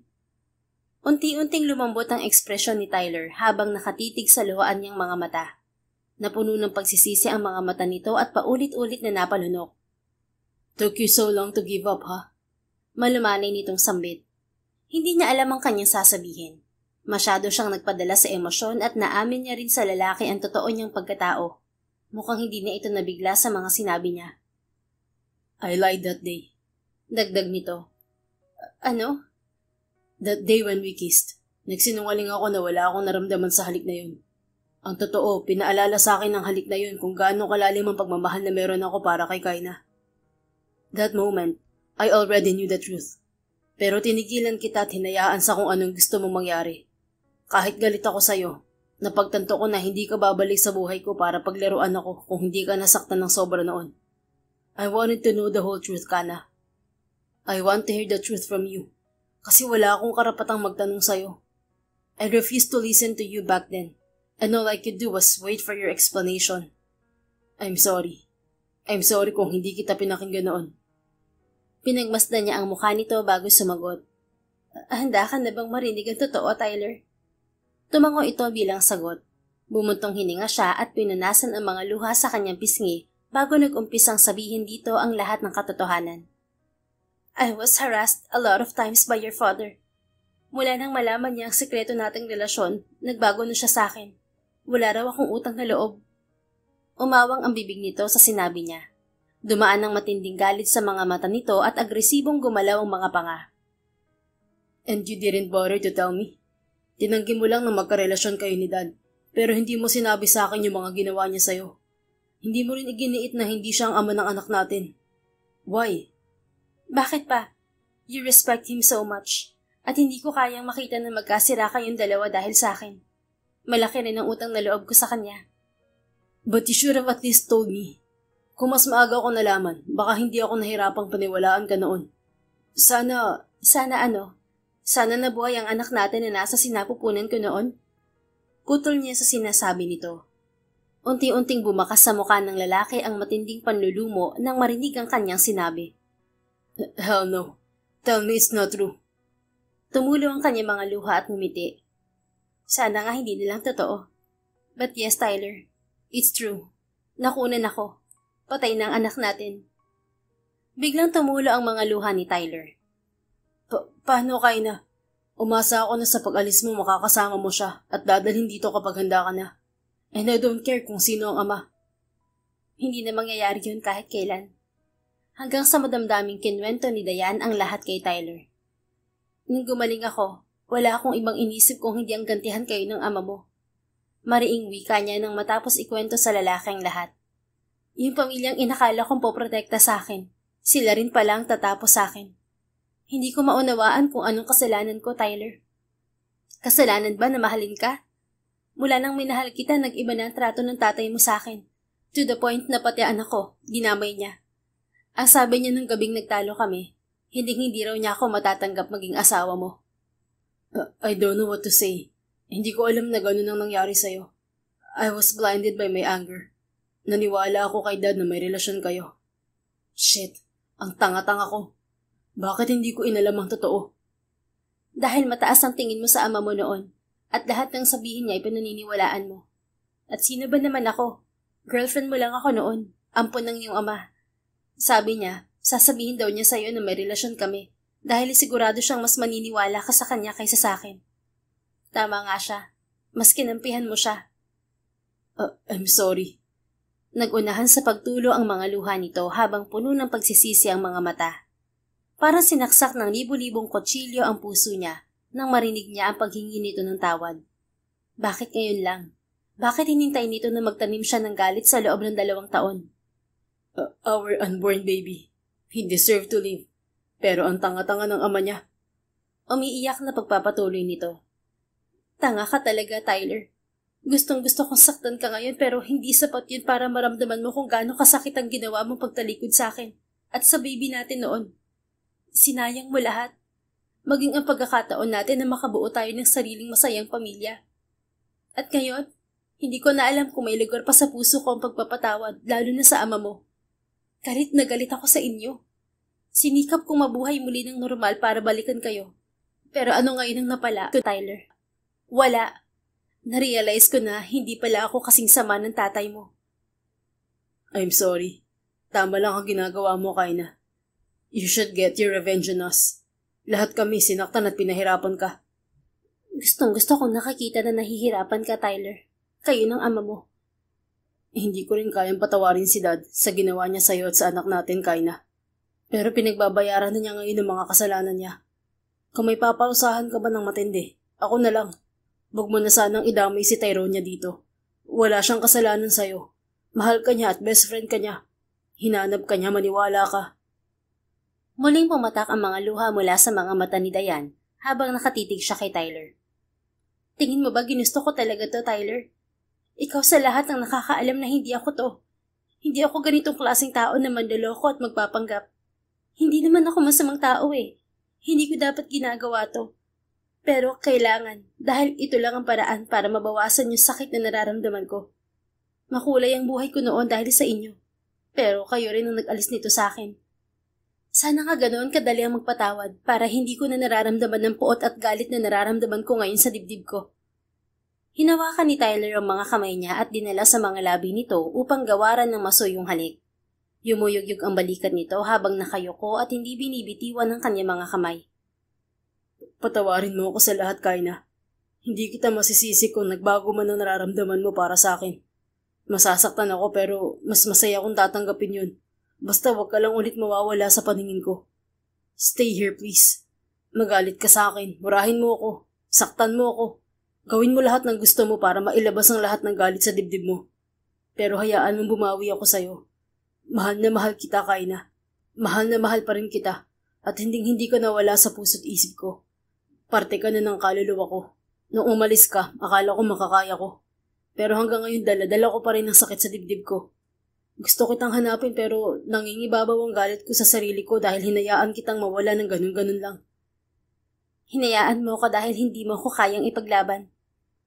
Patawad, Kaina. Patawad. Hayaan mo sana akong bumawi. Hayaan mo ayusin ko lahat. Hindi mo na maaayos at maibabalik ang lahat, Tyler. Hindi mo maibabalik ang anak ko. Alam ko, pero sana bigyan mo ako ng ikalawang pagkakataon para itama ang mali ko. Alam kong hindi ko na maibabalik ang anak natin. Pero sa'yo, may panahon pa para makabawi ako. Hindi ko alam, Tyler. Siguro mas makakabuti na umalis na muna ako rito. Hindi na dapat ako bumalik pa rito. Akala ko kaya ko na. Hindi pa pala. Akala ko matutuwa akong makita na nagdudusa ang iyong ama at ikaw ay nahihirapan din. Pero mas lalo lang akong nasasaktan sa araw-araw. Nagkamali ako at nagpadalos-dalos dahil sa galit ko. Natigil siya sa pagsasalita nang yakapin siya ni Tyler. Humagulhulo ito sa kanyang balikat at paulit-ulit na humingi ng tawad sa kanya. Hindi siya nagsalita at tahimik lamang na lumuha. Ilang minuto ang lumipas at marahan niya itong itinulak palayo sa kanya. Pulang-pula na ang mga mata nito sa kakaiyak nang muling magtama ang kanilang mga mata. Ngunit hindi pa rin may pagkakaila ang taglay nitong kagwapuhan. Nagbaba siya ng tingin upang maiwasang makita ang mga mata nitong punong-puno ng samut-saring emosyon. I know this is too much to ask, Kaina. Sa lahat ng kasalanang nagawa ko sa'yo, alam kong wala akong karapatang tanungin sa'yo to. Hindi siya sumagot at hinintay niyang ibato nito ang nais itanong. But I'm dying to know if I still have a place in your heart. Kahit kaunti, kahit kakarampot. Dahil kung meron man, handa akong gawin ng lahat para palaguin ulit yun. Sabihin mo lang na mahal mo pa rin ako at itataya ako sa'yo lahat, Kaina. Lahat-lahat. Tumitik siya ng husto sa mukha ni Tyler. Pakiramdam niya ay natalo na siya sa larong ginawa niya. Talo siya dahil sa kabila ng galit na nararamdaman niya ay malinaw na hinahanap-hanap pa rin ng kanyang puso ang pagmamahal ni Tyler. At handa niya itong patawarin muli. Mahal pa rin kita, Tyler. Hindi yun nawala kailanman. Lumuluhang sagot niya sa tanong nito at kitang-kita niya ang pagkislap ng mga mata nito sa tuwa. Talaga? Oo, pero hindi sapat yan para makalimutan ko lahat ng nangyari. Hindi ako matatahimik hanggat hindi nagkakaroon ng hustisya ang nangyari sa akin at sa anak ko. Dagdag niya na tila hindi na ikinabigla ng lalaki. I understand. Wala akong karapatang pangunahan ng nararamdaman mo. Sasagot pa sana siya rito pero bigla siyang may narinig na malakas na iyak mula sa itaas. Nagkatinginan silang dalawa ni Tyler at sabay silang umakyat sa itaas upang tingnan kung anong nangyayari. Si Manang Sylvia yung sumigaw, di ba? Tanong niya kay Tyler habang nagmamadaling umakyat sa hagdan. Yes, and I think Dad is having an attack. Stay here. Nagulat si Diane nang makita niyang tumakbo si Tyler papasok sa loob ng kwarto ng ama nito. Natuod lang siya sa kanyang kinatatayuan habang inilalabas ni na Tyler at Manang Sylvia mula sa loob ng kwarto ang walang malay na katawan ni Tyrone Acosta upang dalhin to sa ospital. Sa sobrang bilis ng pangyayari, namalaya na lang niya na mag-isa na lang siya sa loob ng mansyon at hinihintay ang balita kay Tyrone Acosta. Gabi na nang makabalik si Tyler at kasama na nito si Tyronia na akbay-akbay nito habang humahagulgol ng malakas. Nang makita siya ni Tyronia ay kaagad siya nitong sinugod ng yakap. Hindi ko na siya naabutan. Hindi ko naabutang buhay si Dad. Anong gagawin ko, Diane? It hurts so much. Nanlaki ang mga mata ni Diane sa sobrang pagkabigla sa narinig. Humagulhol ito sa kanyang balikat at wala siyang nagawa kundi ang haplusin ang likod nito. Nagtama ang mga mata nila ni Tyler at tahimik na pinagmamasdan silang dalawa. Walang buhay ang mga mata nito. Nagawa nitong bigyan siya ng maliit na ngiti. I'm sorry for what he did, Kaina. Maya-maya ay untag ni Tyronia matapos nitong kumalma sa pag-iyak. Nagulat siya sa pagtawag nito sa kanyang totoong pangalan, kaya kaagad siyang kumalas mula sa pagkakayakap nito. Anong tinawag mo sa akin? Tumango ito at nginitian siya nang hindi abot sa mga mata. Siguro uto-uto ako sa paningin mo, pero hindi ako tanga. Alam kong ikaw si Kaina the moment na makita kita sa Phoenix Club. Yung pagsuggest ko sa'yo na mag-work ka rito sa mansyon ay bilang pagsakay ko lang sa laro mo. Alam mo? Oo, alam kong galit ka sa amin. Alam ko na planado ang lahat ng nangyari sa club at alam kong ikaw talaga si Kaina because I just know it. Pero hindi ko sinabi kay Kuya Tyler. Ayaw kong pangunahan ka. Pero kahit alam kong may masama kang balak sa amin, I'll let you in because we deserve your revenge. I wanted to punish myself too kasi I wasn't there for you when you needed me. Sinabi na sa akin ni Kuya Tyler ang lahat, pati mga ginawa ni Dad sa'yo. Hindi ko rin maintindihan si Dad kung bakit ayaw niyang magkatuluyan kayo ni Tyler. Basta ang sabi lang niya palagi, magkapatid kayo at hindi kayo pwedeng magmahalan. Malaking kahihiyan daw. Lalo at kilala ka rin ng mga kanegosyo niya na ampon niya. Napalunok si Diane at namalayan na lang niya na tumutulo na naman ang kanyang mga luha. Bakit? Bakit hindi ka galit sa akin, Tyronia? Sinubukan kong guluhin kayo. At ikaw, dinamay kita kahit wala kang kasalanan sa akin. Lumuluhang tanong niya rito. Why would I? Sa ating lahat, ikaw ang may karapatang magalit dahil ikaw ang nasaktan ng husto. I'm sorry. Ako ang humihingi ng tawad sa mga ginawa ni Dad sa'yo. Bilang anak niya, nasasaktan ako sa pagkawala niya, pero hindi ko pa siya kayang patawarin sa ginawa niya sa'yo. We respected him so much and we love him. Pero yung respeto ngayon, biglang nawala. Kung sinuportahan na lang sana niya kayo ni Tyler, hindi sana naaabot sa ganito ang lahat. But Dad told me bago siya ma-stroke na may malaki raw siyang kasalanan sa'yo. Gusto niyang humingi ng tawad sa'yo pero sabi niya malabo ka nang bumalik. Now I know why. He thought patay ka na. I'm sorry, Kaina. Kung hindi ako umalis ng gabing yun, napigilan ko sana si Dad sa ginawa niya sa'yo noon. Tumango siya rito at hindi na nagsalita pa. Pinunasan ni Tyronia ang kanyang mga luha at nginitian siya. Wala kang kasalanan, Tyronia. Sinagot-sagot ko rin si Dad noon kaya siguro nagdilim ang paningin niya at nawala siya sa sarili. Hindi ko rin nakalain na magagawa niya yun sa sobrang galit. Alam ko mahirap magpatawad hanggat may natitira pang galit dyan sa dibdib mo, Kaina. At sana mahanap mong pagkakataon na yun at hayaan mo ang puso mo na mahalin ulit si Kuya Tyler. I know you still love him. Take time to heal. Handa ka naming hintayin hanggang sa maging buo ka ulit. 3 taon ka naming hinintay at handa kami maghintay ulit hanggang tuluyan ka ng maghihilom. Ihihintayin niyo ako? Tanong niya rito. Oo naman. Hindi ba Kuya Tyler? Sagot ni Tyronia at tumingin sa kapatid nito. Oo, sagot ni Tyler. Nahigit ni Diane ang hininga nang maglakad si Tyler palapit sa kanya at yumuko upang yakapin siya. Sa pagkakataon na yon ay napapikit siya upang damhin ang init na dala ng mga bisig nito. Nakisali si Tyronia sa yakap na yon at napuno ang puso niya ng pag-asa na darating din ang araw na makakalaya siya sa sakit. Pagkatapos ng gabing yun ay umalis na si Diane sa mansyon ng mga Acosta at pumunta sa kalapit na bayan, sa San Isidro. Doon siya nanatili ng 1 taon habang nagtatrabaho bilang choreographer sa isang dance studio. Yun din ang naging trabaho niya noong bago siya nagplano sa pagbalik sa mansyon ng mga Acosta. Sa loob ng 1 taon na yon ay nangulila siya kay Tyler, ngunit unti-unti naman niyang naibabaon sa limot ang masalimuot na nakaraan dahil mas inalala niya ang mga magagandang naidulot ni Tyler sa kanyang buhay. Naging mahina ito noon at nadala ng selos, pero alam niya kung hindi lang mas naunang lasunin ng ama nito ang isip nito noon, sa kanya ito mas maniniwala. Isang araw pagkatapos ng kanyang klase ay naiwan siyang mag-isa sa studio at pinutugtog niya ang kanta ni Ellie Goulding na Love Me Like You Do. Pumesto siya sa gitna dahil sasayaw siya. Kapag nalulungkot siya o namimiss niya si Tyler, ganoon ang ginagawa niya.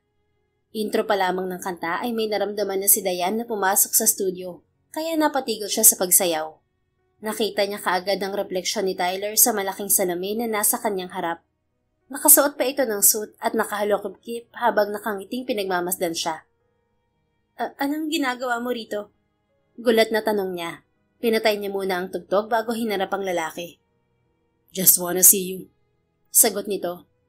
Paano mo nalaman na nandito ako? Connections. Pinaikot niya ang kanyang mga mata. Bakit ka naman narito? Because I miss you. Masama ba yun? Di ba sinabi ko sa'yo na wag mo muna akong puntahan? Sinabi ko hayaan niyo muna ako mag-isa. Hindi pa ba sapat ang 1 taon, Kaina? Hindi siya nakasagot. Kumabog ng mabilis ang kanyang dibdib nang makita kung paano siya titigan nito. Tila tumatagos kasi sa kanyang kaluluwa ang paraan ng pagtitig nito. Gawan, ituloy mo lang ang pagsayaw mo. Ang ganda pa naman ng kantang yun. Do you remember something while you were listening to it? Wala. Wala? Kaya pala nakita ko yung unang steps mo kanina, nakatulad ng seneo natin yun sa school festival. Do you remember that? Paano ko makakalimutan yun? It was one of the happiest days of my life.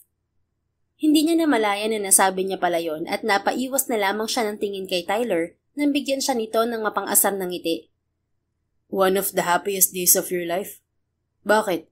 Kasi naging tayo nung araw na yon? O dahil first time mong nahalikan ng campus heartthrob roon?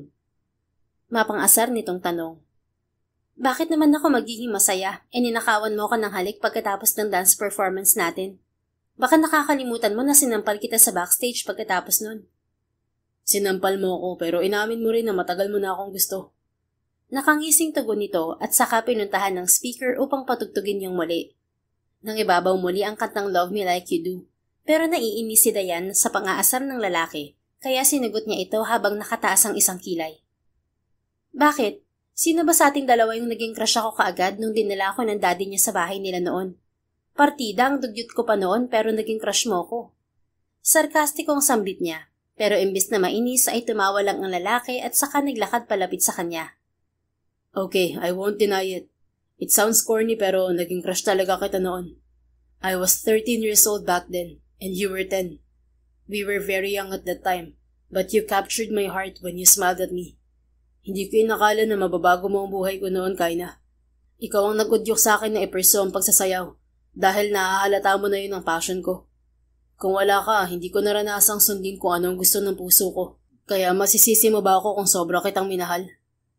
But you didn't trust me enough. Panunumbat niya rito. Marahan itong tumango at bumuntong hininga. Yeah, at alam kong mali yun. Sa sobrang pagmamahal ko sa'yo, mas nanguon ang pagsiselos ko sa inyo ni Dad, at mas pinili ng puso ko na maghalit at hindi ka paniwalaan. Tingin mo pagmamahal yon? Oo, pero inaamin kong hindi naging sapat dahil sinamahan ko ng selos. Jealousy ruined my trust and love to you, Kaina. I'm sorry. Nagkamali ka, oo. Pero hindi nun mababago na ikaw ang nagbigay ng direksyon sa buhay ko, Tyler. Sa 1 taon na paglayo ko, napagtanto kong mas marami ka nga palang naibigay na pag-asa at kasiyahan sa puso ko kaysa sa mga pagkakamali mo. Dahil ang isang taong nagmamahal, hindi kailangang perpekto. Nangilid ang mga luha sa mga mata ni Tyler nang marinig ang mga sinabi niya. Wala nang ama mo na siyang naging dahilan ng mga paghihirap ko, Tyler. At kahit hindi man niya nagawang humingi ng tawad sa akin, papatawarin ko na rin siya. Sapat na yung nakita niya akong buhay at maparamdam sa kanya ang galit ko nang bumalik ako sa mansyon. Dad told me before na nagkamali siya. Pero hindi niya sinabi kung bakit. Palagi siyang ganun sa amin ni Tyronia sa tuwing mababanggit ka. Para siyang palagi may gustong sabihin pero hindi maituloy. Simula rin nung nawala ka sa bahay, napansin ko ang pananamlay niya. Until na-stroke siya kaya napilitan ako makipag-ayos sa kanya. Kaina, alam mong itinuring ka ni Dad na parang tunay na anak. Kaya galit na galit siya nung sinabi ko sa kanya na mahal kita at girlfriend na kita matagal na. Sinabi ko sa kanya na ampun ka at hindi tayo magkadugo. Kaya pwede namang maging tayo. Pero mas lalo lang siyang nagalit. Alam ko nagsisisi siya sa ginawa niya sa'yo. Marahil gusto niyang humingi ng tawad sa'yo nung bumalik ka na. Pero hindi niya magawa dahil hindi na siya makapagsalita at makakilos. Pero masaya ako na marinig sa'yo na pinapatawad mo na siya. Kailangan mo yun para tuluyan ka ng maghilom. Mahirap mabuhay nang may galit sa puso, Tyler. Gusto ko sanang maging masaya ulit. Kaya naisip ko na bago ko magawa yun, kailangan ko muna palang magpatawad. Pero kasabay ng pagpapatawad na yon, gusto kong makasama ka at gusto kong mag-umpisa ulit. Pwede mo ba akong samahan? Tumulo ang mga luha nito at nakangiting pinunasan niya yon gamit ang kanyang hinlalaki. Yes, of course. Kahit kailan naman, hindi nagbago nararamdaman ko sa'yo. Ikaw lang ang hinihintay ko, alam mo yan. My house is actually waiting for you to come home. Si Tyronia, namimiss ka na rin niya. Pero dahil sa kahilingan mong lumayo muna, tinitiis niyang hindi ko puntahan kahit alam na rin niya kung nasan ka. Lumuluha man, ngunit bakas ang tuwa sa mukha na tugon nito. Salamat. Akala ko magagalit kayo sa akin sa ginawa kong pagbabalak sa inyo ng masama noon. Pero heto kayo. Inaabangan pa rin ang pagbabalik ko. Dahil mahal ka namin, Kaina. Mahal kita. Remember, tayong tatlong magkakakampi noon pa. Dad told us na protektahan natin ang isa't isa. But he's the reason kung bakit tayo natibag. I know. Let's start over again, Kaina. Wala na si Dad. Wala nang ahad lang sa atin. Sasama ka na ba sa akin pa uwi? Aayusin ko munang naiwan ko dito. Magpapaalam muna ako sa boss ko. Saka babalikan ko muna rin ang mga kumukup sa akin noon. Gusto ko silang bisitahin at ipaalam sa kanila na okay lang ako. Ilang buwan na akong walang balita sa kanila. Wala kasi silang cellphone. Doon lang ako tumatawag sa may tindahan na may kalayuan pa sa bahay nila. Lagi ding walang signal doon. Sasamahan kita. Gusto ko rin silang makilala at pasalamatan sa pagliligtas nila sa'yo noon. Sige. Ngumiti siya rito at saka naglakad ng marahan patungo sa likod ng binata. Sinasabayan ang musikang nangingibabaw sa kanilang paligid. Naalala mo ba yung tinuro sa atin noon tungkol sa pagsasayaw, Tyler? Tanong niya rito. Yeah, I remember. Sagot nito habang sinusundan siya ng tingin. Dancing is not always perfect. Sometimes we find beauty in every misplaced foot, uneven rhythms, unexpected pauses, or unplanned movements. In those mistakes, we can find freedom and growth in imperfections. Nakangiting ulit niya sa sinabi noon ng kanilang dance coach. Tumigil siya sa harap mismo ni Tyler at nakangising naglakad ng paatras. Malapit nang mag-chorus ang kanta at ginagaya niya ang steps sa naging sayaw nila noon sa school festival. Mukhang nakuha kaagad ni Tyler ang nais niyang mangyari. Kaya ngumisi ito at hinubad ang suot na suit at maingat na inilagay sa gilid. Tumambad sa kanya ang matipino nitong pangangatawan. Lumawak ang kanyang ngiti at nag-umpisang isabay ang galaw ng kanyang katawan sa musika. Umikot siya at tumakbo patungo sa direksyon ni Tyler. At hinawakan siya nito sa bewang habang ang mga labi nila ay 1 pulgada na lamang ang distansya. Tila naglaho ang mundo at tanging ang musika at ang mga puso nilang tumitibok para sa isa't isa lamang ang kanya naririnig. Umangat siya sa ere nang iikot siya nito at tumawa sila parehas nang ibinaba siya nito sa sahig. I'm dying to kiss you. Nakangising gulong nito. Then kiss me. I like it, Torrid. Panggagaya niya sa sinabi nito sa kanya dati. Tumawa si Tyler at hinawakan ang magkabila niyang pisngi. Before that, I want to promise you one thing. I will never lose my trust with you anymore, Kaina. Hinding-hindi ko nasasayangin ang pangalawang pagkakataon na binigay mo sa akin. Mahal na mahal pa rin kita. Ngumiti siya rito at hinawakan din ang magkabilang pisngi nito. At panghahawakan ko yan, dahil mahal na mahal din kita. Mas higit ang pagmamahal ko sa iyo kaysa sa mga pagkakamali mo. Kaya mas pipiliin ko magsimula muli sa piling mo, kaysa mabuhay sa puot at walang kapanatagang puso. Alam ko magiging masaya ang anak natin sa langit kapag nakita niyang muli tayong nagmamahalan at magkasama. Thank you, love. What should I call you? Dayan o Kaina? I prefer Dayan. Bagong buhay, bagong simula. That's my name sa lugar ni na Enang at Itang. Sila ang kumupkup sa akin sa Laguna. Then I will call you Love instead. Yumuko ito upang halikan siya sa labi. Napatili siya nang iangat pa siya nito habang hindi binibitiwan ang kanyang mga labi. Kinabukasan, nagpaalam na si Dayan sa trabaho. Pinuntahan nila ni Tyler ang mag-asawang kumupkup sa kanya noon. Mahirap ang buhay ng mag-asawa, kaya naman binigyan nila ng kabuhayan ng mga to. Sinasama nila ang mga ito sa mansyon at bibigyan ni Tyler ng trabaho. Ngunit umayaw ang mag-asawa dahil masanay daw ang mga ito sa tabing ilog sa probinsya kaysa sa syudad. Kaya nangako na lamang si Dayan na dadalawin na lang niya ang mga ito palagi sa Laguna. Pagkatapos ng 1 taon ay nagpakasal na rin si Dayan at Tyler. Biniyayaan sila ng isang anak na babae. Walang pagsidlan ng saya si Kaina dahil matagal niyang inasam-asam na magkaroon ng anak dahil sa nangyaring trahedya sa kanya noon. Ngunit dahil nasa tabi niya si Tyler at naroon din ang suporta ni Tyronia, kaya tuluyan na niyang naibaon sa limot ang mga masasamang nangyari sa kanya noon. Natutunan ni Dayan na ang pag-ibig ay hindi lamang isang damdamin, kundi isang malakas na puwersa na kayang magpagaling ng sugatang puso. Hindi ito tungkol sa pagiging perpekto, kundi sa pagtanggap ng lahat ng aspeto ng isang tao, mga mali, kahinaan, at lahat ng dahilan kung bakit nagkakamali. Ang tunay na pagmamahal ay naglalaro sa pagitan ng pagkatalo at pagbangon, at sa bawat pagkatalo, tinuturuan ka nitong magpatawad at magpatuloy. Narealize din niya na hindi mo kayang magpatuloy kung ikaw ay nakakadena sa galit. Hindi kailanman makakamtan ang tunay na kaligayahan kung patuloy mong pinapalakas ang mga sugat ng nakaraan.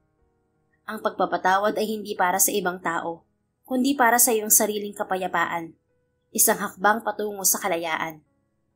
Sa bawat pagkakamali, may pagkakataon para magsimula muli. Hindi ang pagkatalo ang nagpapabigat sa atin, kundi ang hindi natin kayang bitiwan na galit at puot. Ang pagmamahal sa kabila ng lahat ay ang tanging lakas na kayang magbigay liwanag at magpatuloy sa kabila ng mga unos. Ang bawat pagkakamali ay isang aral, at ang bawat aral ay isang hakbang patungo sa mas mabuting bersyon ng ating sarili. The End. Kung nagustuhan mo ang istoryang ito, please don't forget to like, comment, and share it with your friends. Your support really makes a difference. Thank you and see you sa ating next story. Keep safe and be blessed.